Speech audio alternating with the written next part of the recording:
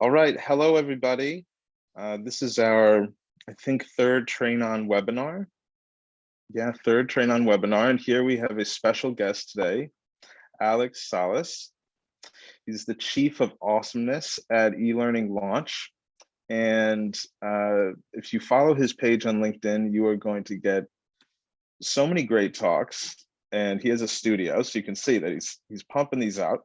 And he has incredible talks, super interesting folks in L&D and from all over the field, from all, many different people and different angles of how to approach L&D.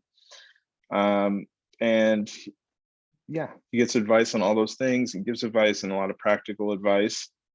Alex is 10 years deep in the game of L&D, or more than 10 years. So he has a lot of wisdom to share. Come on, man. And can't say 10 years and look like this. That's right, though, right? A little over 10 years? Yeah, it's technically speaking, you can say that. Yeah, it's a whole lifetime, though. Definitely. And yeah, so before we get started and pass the ball to Alex, I first want to just invite everybody to TrainOn. And Alex was one of the first posters in TrainOn, so that was cool too. He's a legacy poster. So TrainOn is pretty new. It's a group powered by EdApp, meaning we run it, but it's really for any instructional designer or any small to medium business to come and kind of bridge the gap there. So the idea of it was that if you have let's say a small to medium company, and you might not be able to afford an instructional designer or an L&D team, what usually happens is there'll be one person assigned the L&D task, and they become the L&D department, as well as their own job. So they have many things to do, and it's what can happen, not all the time, but it'll be a burden, and sometimes it just won't get done. And but we're here to help you. That's what TrainOn's all about. There are almost 400 instructional designers in TrainOn right now, just waiting to share their tips and wisdom with you and to help you get started. So it has something for everyone. So for instructional designers or those just starting in instructional design, there's a lot to learn just by asking questions and sharing ideas in TrainOn. But also for people that are not in L&D and they have that need, this is the bridge for that. So that everybody's just waiting to help you. So please join TrainOn, the LinkedIn group. It's a private group, but you'll be accepted into the group. And there are a few really awesome things happening very soon for instructional designers. We're going to be partnering with some NGOs in the near future, and going to be making them courseware in the group. So there'll be cohorts of IDs. We'll meet together on Zoom. We'll divvy out the parts of the project and get it done and help the world in that way. So that's what we're going to be doing at TrainOn very soon. Today, though, what we're going to be talking about is how to get started. So if you or your organization, or even if you're not a small to medium, even if you're in a large organization, or you're just by yourself, how do you get started? I think as a writer, when I went to creative writing school, this was called the fear of the blank page. It's that intimidating thing where it's just you have all the possibilities in front of you, but you got nothing. And what do you do with it? So I'm going to pass it off to Alex and ask him, so how do we start, Alex? I know. How do we start? Well, oh yeah, you may want to drop the link to the group in the chat, I think. Oh, excellent. Good idea. I see some comments coming through on that. Well, first of all, everyone, thank you for being here. I really appreciate you attending this webinar. And really, it's not so much a webinar. We want to be interactive. I want to ask you questions. I want to find out what are your needs, what's going on, and then also share some of my expertise. Not a very elaborate presentation today. I don't really believe in a lot of slides. This is more about kind of triggering some of that adult learning we need to trigger on people, and find out, okay, what is the need? What do we need to do? What are you looking for? Where do you want to get? And again, give you ideas on how you can get started. I think it helps in both realms, whether it's going to be that you are a business owner or you are also just an instructional designer or a learning professional to begin with. So let me ask you here, and you can use the chat and comment on that. Who here is a business owner, and why are you here? First of all, so why do you come to this, and what is it that you hope to get out of it? Go ahead and drop it in the chat. Let's do a super chat here. Let me see if I can keep up, and Sam can keep up as well, and see what we got. So start commenting as you need to. In the meantime, you already know my name. I'm Alex Salas, and I've been an instructional designer now for about 10 years. I've been a learning professional for about 14 or so. I started as a facilitator. I started as a trainer, and essentially I started as a PowerPoint killer, a PowerPoint assassin, you know. But I did have some creative flair in my PowerPoints. I have to say that. So, okay, so here we got Jill says, I own a small business and I deliver training occasionally for clients. Cool. Shalinthia, hope I'm not messing up your name. You have a startup finder. I'm here to validate my idea using EdApp for my MVP. Awesome, awesome. And if you guys are wondering what the MVP is, minimal viable product, not the most valuable player, unless we're looking for a most valuable player. Yeah, I'm the COA. Doesn't mean just the chief of awesomeness. So now you said my name right. Awesome, Shalinthia. Great. And so not a business owner, says Phil. Hope to be in the mix here. All right, cool. Distance future, working on pharma services. Cool. Bob, responsible for knowledge or startup. Great. Cliff, uh, marketing for a large IT business. Lots to train. Of course, always. Lots to train. Good stuff. So my background is, as I mentioned, instructional design for the last 10 years. I started as a learning developer, but I'm also a US Navy veteran. That's basically where everything started. So let's get to the meat and potatoes of the deck here. See if I got it up there. Good. Share. Here we go. All right. So we're going to crack up from the beginning here. Let's see. Should have some, yeah, there you go. Should have some translation down there. Cool stuff. In case you didn't know this, you can do this you can do it in Zoom now, but you can actually do it in PowerPoint as well. I don't know if I'm messing you up, Sam. Are you doing enabling transcriptions right now? Let me know. All right, good. So learning strategies for better business performance is what I label this. But really, when you think about it, don't think as being just business. In essence, all of us, you have to start thinking of yourself as a brand. You have to start thinking of yourself as a business. And so whether you are an instructional designer just starting up, or you want to get into instructional design, or in the corporate learning world, first of all, and you have your business, like some of you mentioned as well, then there are some things you have to consider that are going to be critical for what you can do, or how you can maximize performance in business. So as I was telling you, and let's see here, I got blockage right now. It's not me, it's the presentation, sorry. Of course. Yeah. Yeah, it's always the presentation, right? So let's see, buddies. All right. So as I was telling you, I'm a US Navy vet, 14 plus years doing sort of e-learning and learning professional and facilitation. I like to climb stuff. Yeah, no, that's not me. But for the last 18 months, I've been the chief of awesomeness at Atlantic Launch, and that is an online academy that helps people become instructional designers and learning professionals to upskill themselves, in the digital world based on what we know happened already for the last 18 months, which has affected the world and continues to affect the world. So we have to be ready in the digital realm, right? But one thing to say is, one thing I already asked is, what's your business strategy? Some of you mentioned you have a business. So what is your business strategy? Go ahead and drop it in the chat. And let's see here. Sam, you're gonna have to be my eyes. Okay.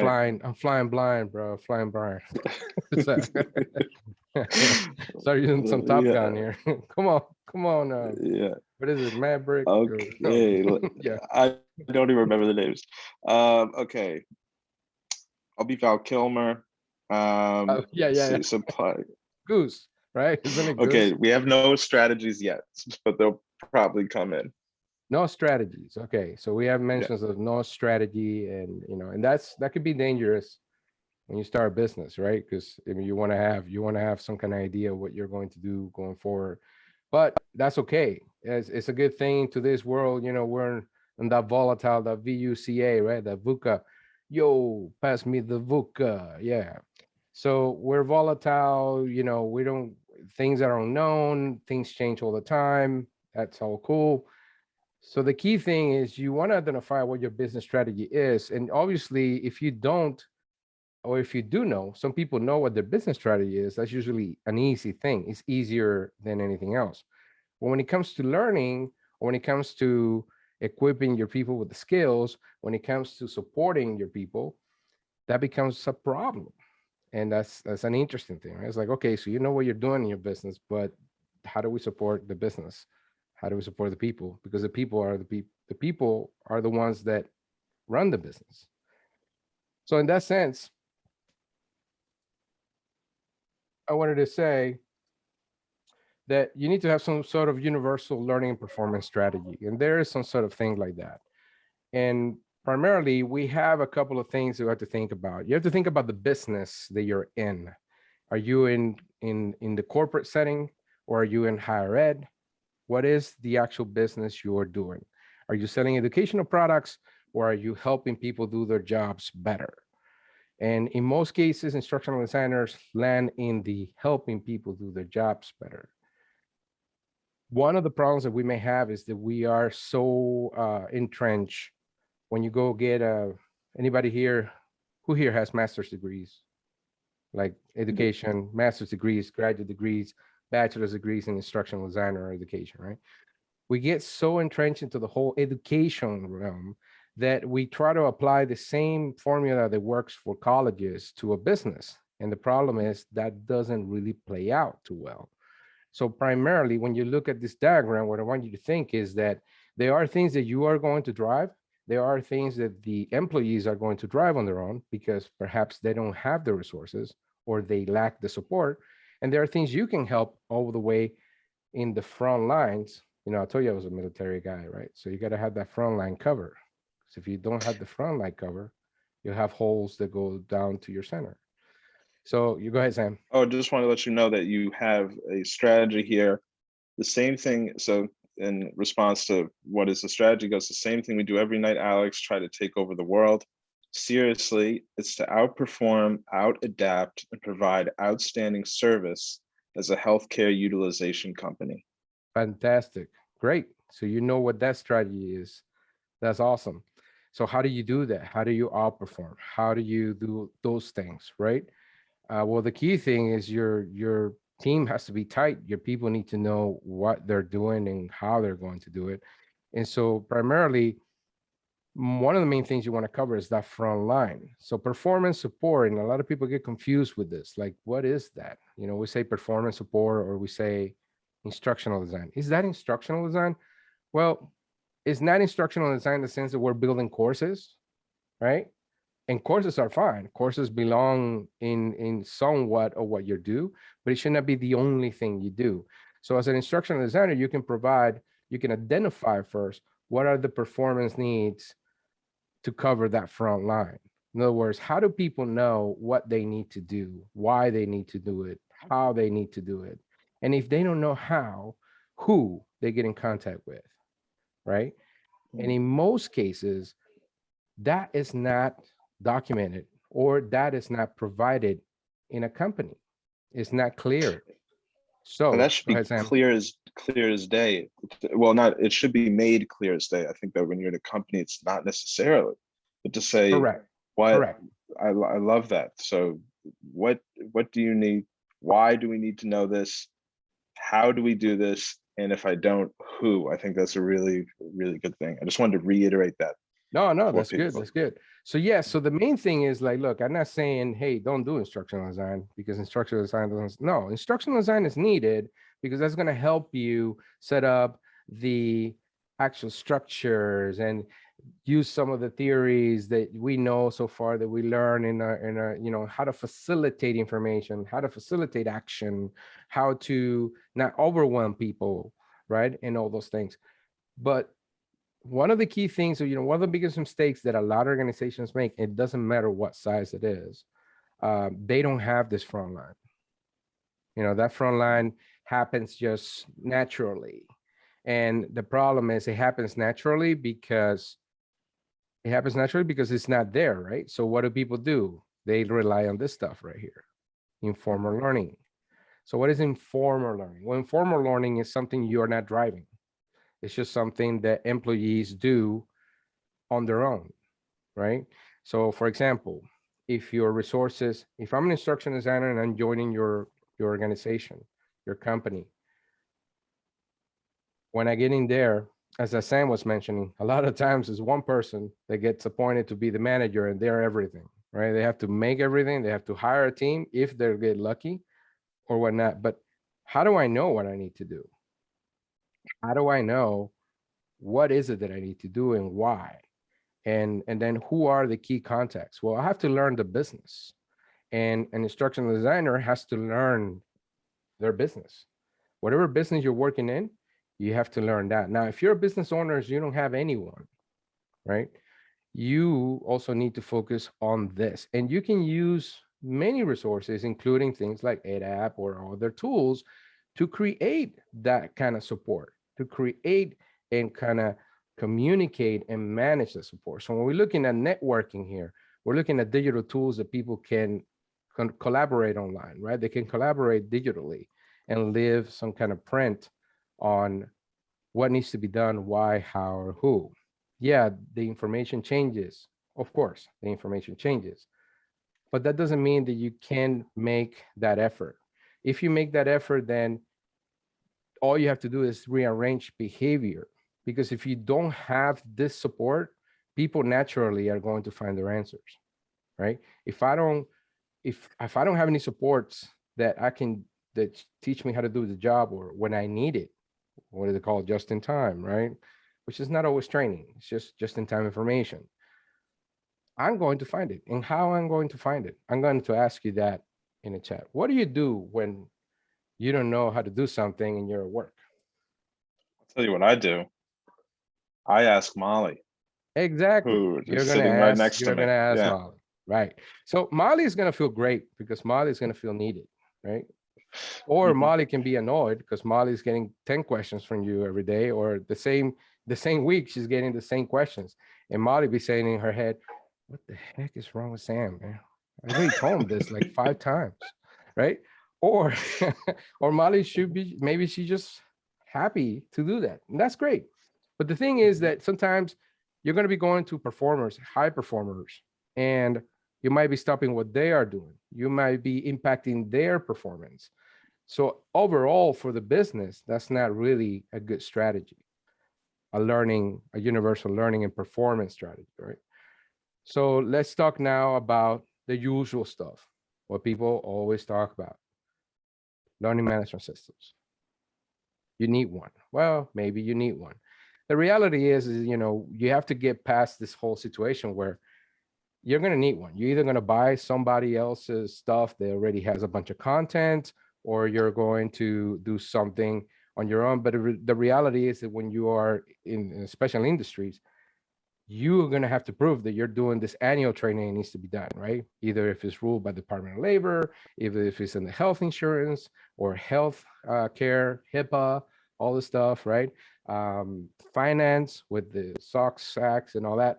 So that has to be done, right? There's no negotiation. And you'll probably, I think a lot of people here will be using that the EdApp LMS, and we do which is free up to a point until you want user groups. But Okay. yeah, and they also have their HIPAA course there too. You can get in the free public library. Just wanted to plug Okay. that. Okay, go ahead, Alex. No, that's great. So, yeah. So, okay. So you got Yeah. the EdApp LMS. I mean, LMS is, I don't, Mhm. I say, Sam, doesn't matter. Nobody's going to like their LMS. No, but I mean, I challenge you, Sam. Make me like your LMS. Anyway, I so know, I'm gonna give you a tour after this. So yeah, yeah, okay, great. So we have yeah. organization, unless you're giving free shots every time I visit the LMS. I don't know. Let's think about it. But anyway, it's organizational driven, right? So that means that you are controlling, you're managing all your learning objects in there. And that could be online stuff, digital, or that can be, presentations too. That could be classes that are done either like this on webinar basis or face-to-face stuff. Ideally, you want an LMS that kind of does all those things so you can track all that stuff if those are the needs that you have in your business. But remember, everything starts from your strategy and your needs. So you need to have this up here. You need to have the materials that people are going to be using. They can be resources at work. So ideally, it'll be a perfect world. Perfect world will be that Sam runs into trouble. He's going to reach out to Molly. Hey, Molly. Yeah, I know I called you yesterday, but listen, I need help again. So I'm just making that up. Mhm. But saying if we can log that, if we can log that call, if we can log that chat, if we can have a record of that anybody else can use, that will be super helpful for anybody else, for any other person that comes after Sam, for anybody else. So ideally, you want to look at a strategy that kind of addresses these three things, right? And this is Mhm. going to happen no matter what, is what I say. Some people out there tell you, oh yeah, 70, 30, 20, 64, 95, whatever. I don't know. I'm not a math guru. But what I'm saying is the 70, 30, 10, or what is 70, 20, 10, which is saying that 10% of learning is formal, it happens here, and 20% is social, and happens here, or something. And informal really lands over here, and that's 70%. Well, the argument there is to say, well, if your efforts to support people suck, what do you think is going to happen? People still going to find the information, right? You still got to make a paycheck. You still got to do well in your job. So you're going to find the answers. You're going to ask whoever knows. You're going to identify in that environment who knows what. If I know Molly Well, is the one, mhm. I'm tapping on Molly. Hey, Molly, what's up? Yeah. Yeah, go ahead, Sam. So what I see what happens in organizations or in groups is if they don't have that sort of centralized support, someone will say, oh, this is how I do it. And it could be kind of the wrong thing to do. Like I cut this corner, and then next week everybody's cutting that corner.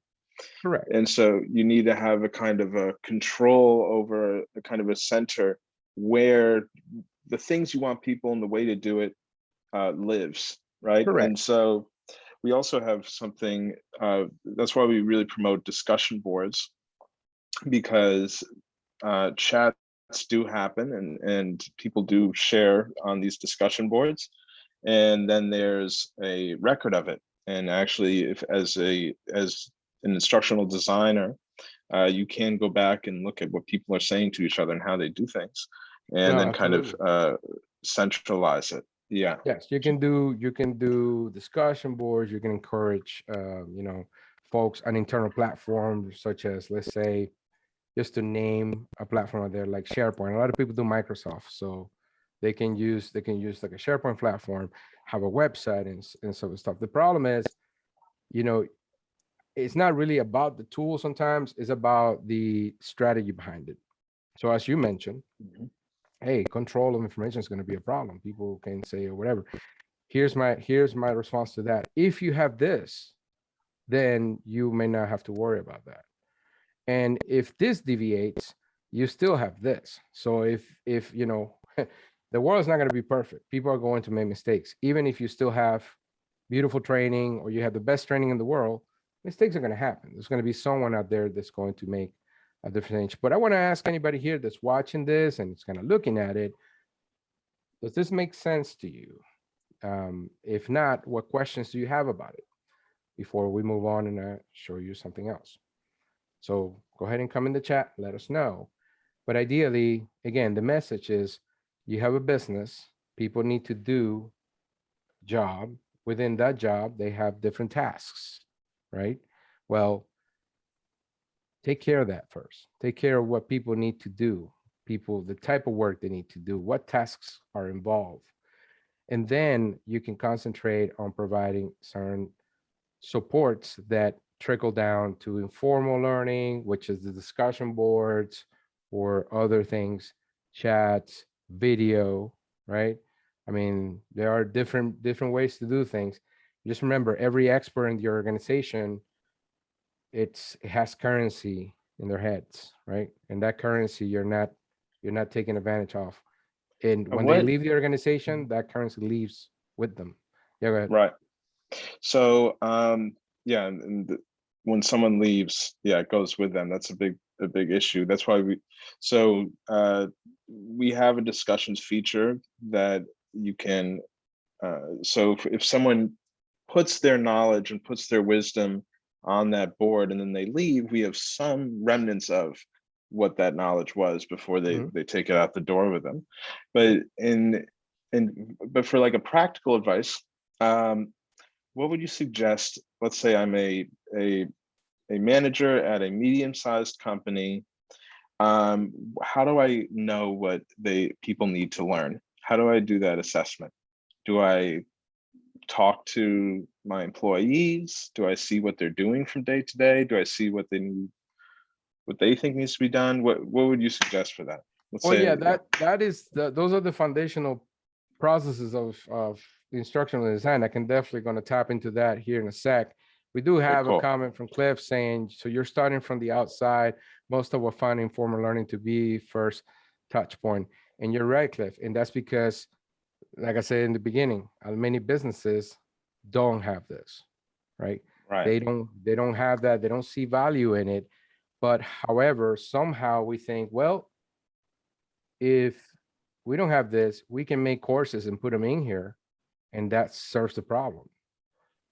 Well, it doesn't, because nobody's going to go in here. Many of these systems do not, and I'm not speaking for EdApp or whatever you have, Sam, because I haven't seen it, but I'm just talking in general. I've been an LMS administrator. I've implemented LMSs.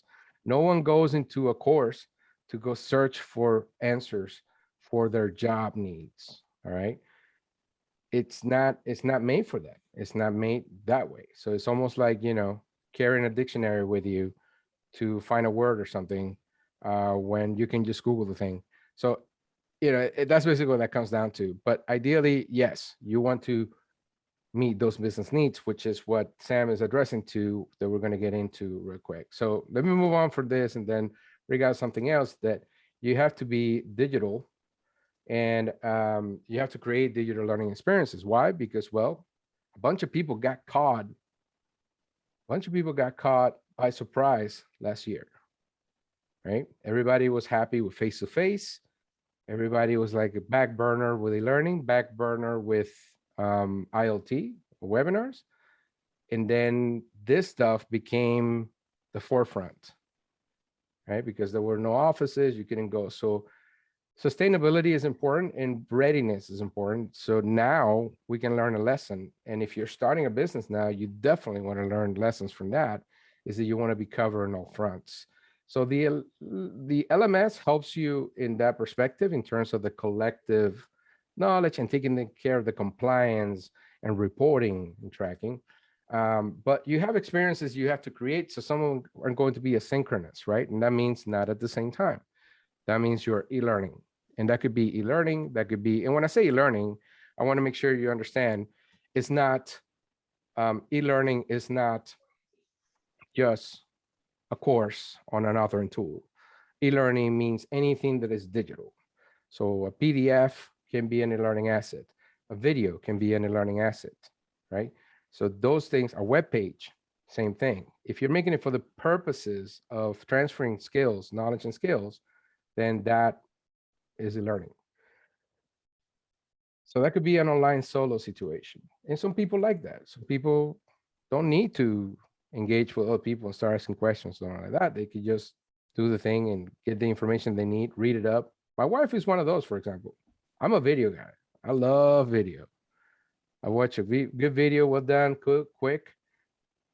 I love it. I can track, I can check it, skip, do all that stuff. She wants just a written page. Give me a written page of what I need to do, and I got it. I don't have to sit there for 3 minutes watching your talking head stuff, right? All right, cool. So we have online collaboration. This is going to be powerful. There are some tools out there that allow you to do online collaboration. And this is not just chats or discussion boards. We're talking now like big canvases in which you can throw ideas back and forth. So imagine, in essence, is a digital format of a war room. If you've ever been in a war room, you know, like designing stuff together or getting together with SMEs, with subject matter experts, getting all together. There are tools that provide you to do that and work at the same time. Well, actually, Zoom is one of those, if you think of it, because it has now an integration with apps and different things. So think about the digital sphere as well. Think about the digital realm. Don't get stuck in, oh, we're in the business, we're going to the office, it's got to be face to face. Yeah, all that is important, but definitely you have to have a good sustainability plan, a good readiness plan to switch to digital when you need to, or use it as a hybrid option as you need to.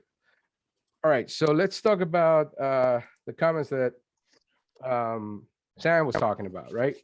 And I'm going to put it as easy as A, B, C, D, not to be confused with other things that are A, B, C, D, like learning objectives. But Teams is a life changer, says Cliff. All right, we got some good conversations happening here. Where learning systems go wrong is that available content isn't really match the team rules. Yeah, you're right, Cliff. Good stuff. Yep. Sarvo suggested. So here's the thing.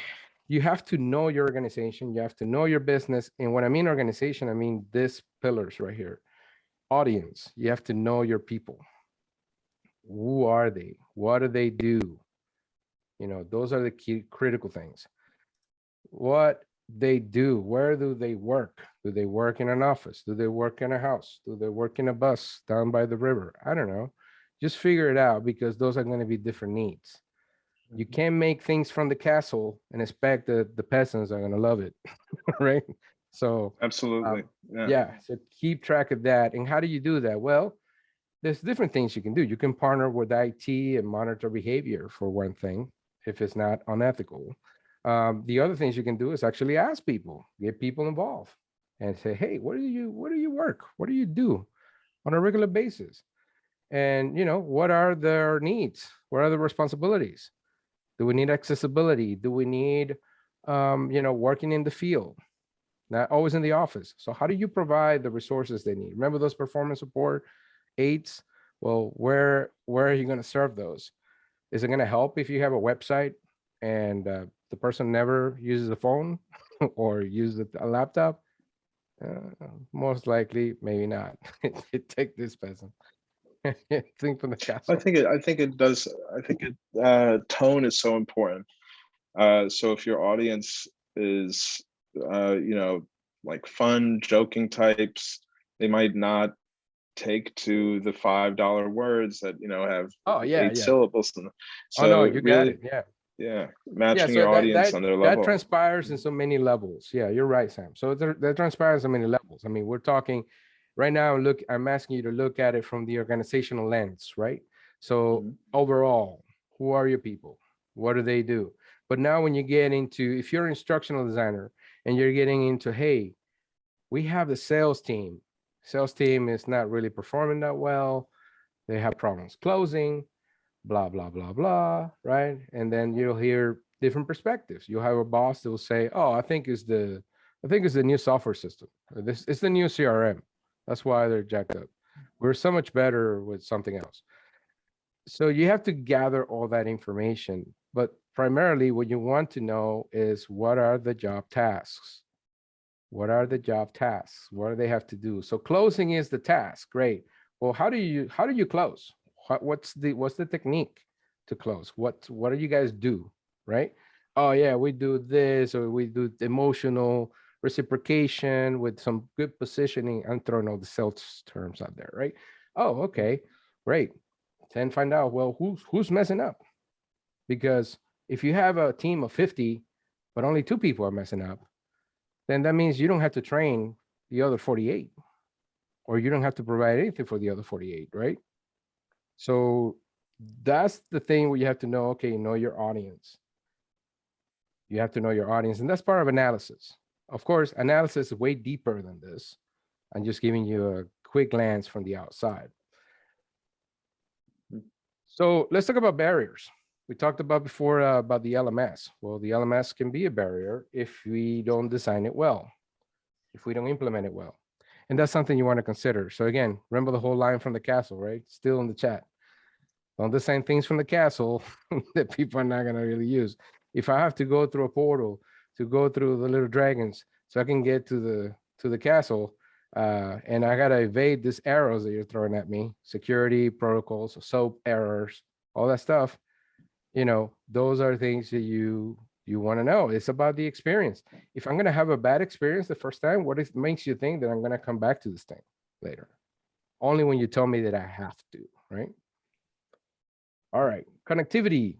This is probably the most important part of once you know how people, once you know what people are doing, who they are, where are the barriers, then get them connected. How do you get them connected? How can you enable collaboration, connectivity? Can they work from their phone? Can they send messages back and forth? Can they, so what, of course, this varies on your constraints, because there are industries that have security constraints. So it's a good thing to partner with IT for that. Very important, very critical. And last thing is design, right? So once you know these things, then you can get into designing, but you don't want to jump into design before you know these things. So what, it doesn't matter, if you love making e-learning, if you, it says, OMG, that happens so often, expire learning, portal passwords. Yeah, connectivity and devices. Yeah, so most people run into this problem, and most ineffective stuff starts here and ignores this. So you don't want to do that. If you design, you just make it, basically all you're doing, I call this designer ego. You're just pleasing your designer ego. I love making widgets, so I'm going to make a widget. But wait, we don't use mobile phones. Oh, but I love making mobile widgets. So here it goes. You're going to love it.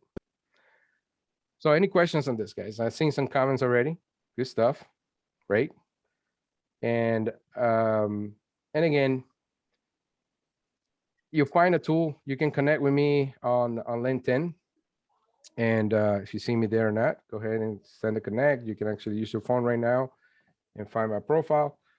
I am active on YouTube with 2 channels, and of course, elearnlaunch.com. But let's get into some conversations here real quick then. We have a few minutes. Let's open it up for some questions. If anybody has any questions for Alex, drop them in the chat. We'll try to answer them. Let's see here. Okay. There's some comments. Works from the MD manager wants a mobile app, even though. No. Understood business models. Yeah. I would. Yeah, and I think barriers is part of that too. Don't you think? It's not just connectivity.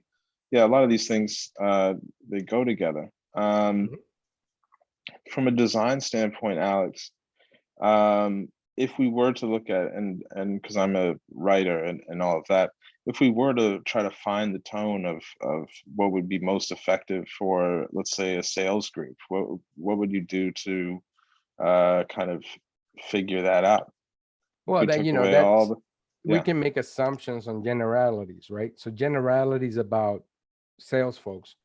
I mean, there are generalities, but you need to know exactly your team and what your team is doing, because the industry, it will be different. So car sales, different game than selling enterprise servers, right? Which I did. Absolutely. I worked for that team over at Dell. So, and actually the car sales experience is horrible. You guys know that. I mean, I don't know if you bought many cars in your life, but you definitely bought one. And they do have that reputation. It's a reputation, right? Yeah. So, and that's the other part. So I think everything, is behavior based in many cases. You get used to you associate one thing once you see it. So you're going to associate, if you do, all you do is build courses and you put them in the LMS, then I'm going to associate you in a pain in the butt, right? Because it's like, okay, training, great. Oh Lord, I got to do this training. So the tone, for general sales folks, usually you want to get to the point and you want to use the language that they need to use. This can be conflictive in certain perspectives, because some people, sometimes I had teams where marketing got involved and marketing was like, oh, it's so negative, right? Like, that's negative. And I'm like, well, it would be good that the salesperson knows the limitations of the product. But Yeah. sure, let's not give that. So these days, a lot of people have digital fatigue. They want to attend webinars. Let's see. Let me open this up here because I'm going blind, buddies. All right. Okay, So so is it preferable to ask? Well, this is the most recent one. yeah, Okay. I got the one from Cliff that says, any recommendation how to mix break up training into pieces of what size when you break up training, how much people drop off, and what are the alternatives to training systems? Yeah, so I think one of the key things that you can be based on science, Cliff, is space retrieval and space learning, right? So that's what we promote at EdApp, is really, yeah. But go ahead, Alex. Then I'll yeah, chime that's in great. about That's great. EdApp. Yeah. But wait, there's more. So if you call now, no. So if you, the key thing about that is that you can try with different approaches, because the thing is, sometimes, Cliff, we think, okay, well, you got to get trained on this. It's 2 days, right? So 8-hour shift with a 1 hour lunch in the middle, and guess what? All you're doing is just throwing seats in the water after the first half of the day because people have lunch, insulin spikes up, attention goes down, they fall asleep in places they're not going to care, whatever the case. So you can be more effective to break things up. Now, for neuroscience, is an interesting thing.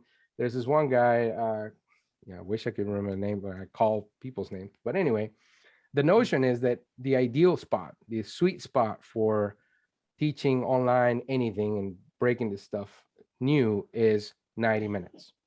So it's a 90-minute session that you want to do. So if you break out your stuff, maybe you do 90 minutes every other day for a span of 2 weeks instead of doing 2 days in a row, and getting it out of the way. The other part is activity, the engagement and activity, activating prior knowledge, respecting the adult learner. Those things are critical because, again, if we get based too much in education, well, what is education still doing today in 2021? Lectures. Yeah. Right. So, yeah. Now, some people might, because some people are really new to the idea of even being an educator. I think some of these points are good to go over. So activating prior knowledge as part of adult learning is a huge thing. And what does that mean to you, Alex? How would you define activating prior knowledge to yeah, the simplest way to put this is the following. I like to translate things in English. So activate prior knowledge means that, look, we all have experiences, right? Some of us have different experiences or more than others or whatever the case. So at the time you're arriving here, if you're an adult, you have already done a few things. You either have been married, you have kids, you went to school, you went to college, all those are experiences. Out of all of those, you are developing cognitions, right? Maps of things that you know. So what happens when you go on the street and you see a dog? It's a dog, right? You recognize it. So there are experiences, and everybody comes in with a set of experiences and a set of knowledge already. So the main thing is to find out what the people know. What do they know at the time when you're engaging? So instead of assuming that, oh no, everybody needs to go through the same thing. Yeah, you don't necessarily need to start at zero, like a blank slate, and you can kind of assume that you might have some sort of sales experience. Let's say if you're training salespeople, Another thing is, so the way I liken it is if, like if you have a student in class, or a good student who's, 10, 11 years old, and you go, okay, you're going to need to know this as a test. They're going to take out their pen and paper and take some notes. Adults will go, why do I need to know this? How is this going to help? They're going to go, I'm not taking out a pen and paper. They very rarely had the brain can absorb what the ass can endure. Yeah, sitting performance, I guess. So good question from Rebecca. Is it preferable to ask learners to try a complete course in one sitting, or sell the ability to do it in small chunks of 10 minutes here and there? Well, yeah, I guess you can break out things, particularly, especially if we're talking tasks, right? Things that need to be done or activities that need to be concluded. I think the main thing is, what is the modality you're thinking of? If we're thinking this here, then there are so many opportunities to do different things. We're talking about bringing it together, activating prior knowledge, and getting this stuff. Well, I would do a breakout session. I would just create some guidance for you, break you out in groups. This is actually what I do in the academy. I'll create a guidance for you to follow, and I'll give it to you, Rebecca. I'll say, hey, Rebecca, here you go. You got a team of 4. You need to figure out this things over here. See ya. I'll see you in 15 minutes. If you have questions, go ahead and raise your hand, bring them over. I'll come over and answer any questions you have. So what do you do now? The problem is we go through school for 20 some years and we're not asked to do that. Right? Mm-hmm. So now you graduate, you're expecting for someone to tell you what to do, when to eat, what to write, what to say, but that's not happening. So and if you were bringing it to a micro learning like level in an asynchronous model, you can think that, yeah, you can think of micro learning, but micro learning again, it's a very touchy area. There's not a lot of research to really support it. You can say that, oh, okay, yeah, it's small bites and all this marketing stuff that you're hearing, right? And that's great. But the question is, some tasks are dependent. You can't do one thing before you know the other. So how do you break that out? So you have to be very careful how you put those tasks out. Of course, you can break a 30-minute course into chunks of 5 minutes and set it out for 6 different episodes. As a matter of fact, that's what, movies and Netflix and everybody else is doing, but they're doing it for what? They're doing it to increase the engagement, right? Right. If I'm watching a 10-episode series, I'm going to spend more time watching that than just a 1-hour flick. Yeah, okay. So no other questions coming across, right? Good questions, Rebecca. Good questions, everybody. Great comments. Anything else you'd like to know? Go ahead and ask. Drop it in the comments. But in essence, remember this, folks. If you're in the business side, if you're in corporate learning, you want to be concerned about what people need to achieve for the business. So it's not so much just about learners. It's also about the business. And the learners that we're calling learners, they are employees in the business. So how are they going to feel better? They're going to feel better if they can actually make an impact in the business. And that's where you can help by doing what you do. And by explaining why. Of course, doing the what, the why, the how, and the who. Mm-hmm. It is a tough balance. That's right, Phil. It is. This could be challenging. Again, I'm going to be honest with you. I'm going to come really honest with you. This is not something I did from the beginning. I went through the same motions that everybody else did. All right. I wanted to have control of everything. I wanted to dictate what, oh no, this is the way you learn. This is how you do it. You got to do this and you got to do that. And so the question is, are you, when I found myself in one place when I was making e-learning courses every day and putting a 10-question quiz at the end.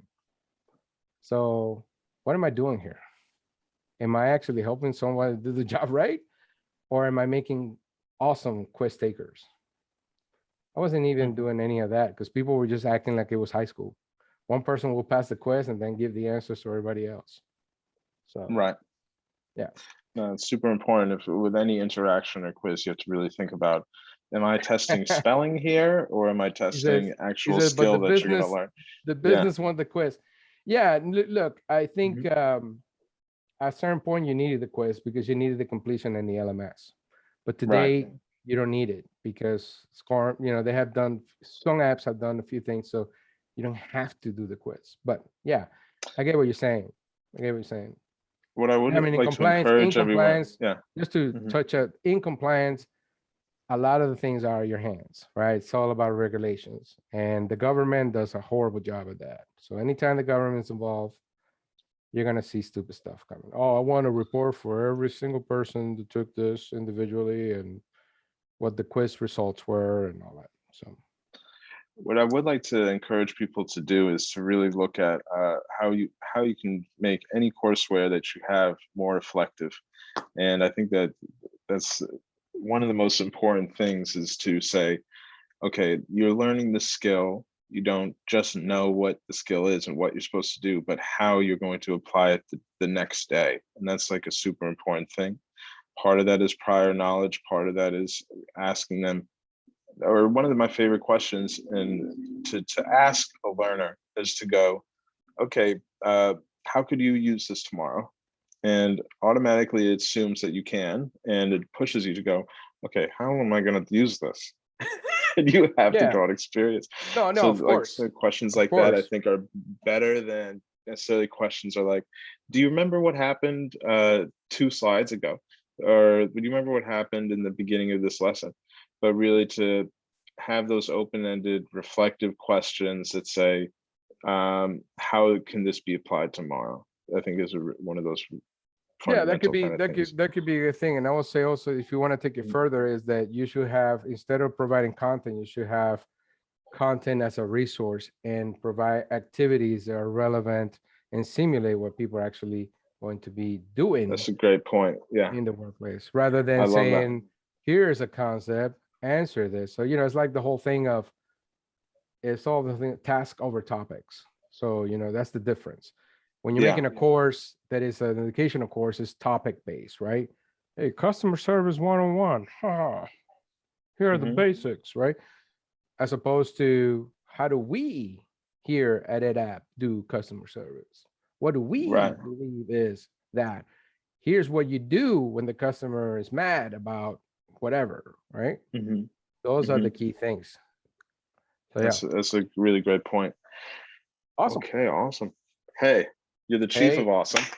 hey, Excellent, excellent. yeah. Thank you so So, much, Alex. no, absolutely, man. Uh, It's been a pleasure. Thank you, everyone, for the opportunity, especially you, Sam. And look forward to hear from anybody out there in the socials. all right, awesome. All right, bye everybody. If you have any other questions, you can ask them on the TrainOn group page, That's right, which LinkedIn would be group. nice. Oh, Get those yeah. conversations started, and please share your ideas, criticisms, questions. They're all welcome on the TrainOn group. So please post those over there, or you could reach out to either me or Alex directly. Okay, Alex, thank you so much for taking the time. All right. Thank you so much, everybody. Have a good one. All right, bye-bye.